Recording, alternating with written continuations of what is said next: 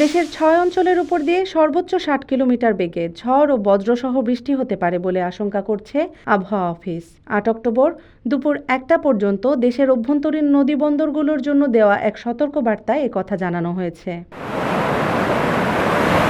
আবহাওয়াবিদ খন্দকার হাফিজুর রহমান স্বাক্ষরিত এক বিজ্ঞপ্তিতে জানানো হয়েছে, রাজশাহী, পাবনা, বগুড়া, টাঙ্গাইল, ময়মনসিংহ এবং সিলেট অঞ্চলের উপর দিয়ে দক্ষিণ অথবা দক্ষিণ পশ্চিম দিক থেকে ঘন্টায় ৪৫ থেকে ৬০ কিলোমিটার বেগে অস্থায়ী দমকা বা ঝড়ো হাওয়া বয়ে যেতে পারে। এর সাথে বজ্রসহ বৃষ্টি হওয়ার সম্ভাবনাও রয়েছে।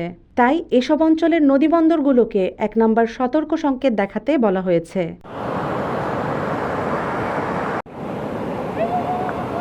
অন্যদিকে আবহাওয়ার অপর এক বিজ্ঞপ্তিতে জানানো হয়েছে, মৌসুমি বায়ুর অক্ষ বিহার, পশ্চিমবঙ্গ ও বাংলাদেশের মধ্যাঞ্চল হয়ে আসাম পর্যন্ত বিস্তৃত রয়েছে। মৌসুমি বায়ু বাংলাদেশে মোটামুটি সক্রিয় অবস্থায় রয়েছে এবং উত্তর বঙ্গোপসাগরে এর অবস্থা মাঝারি বলে জানানো হয়েছে।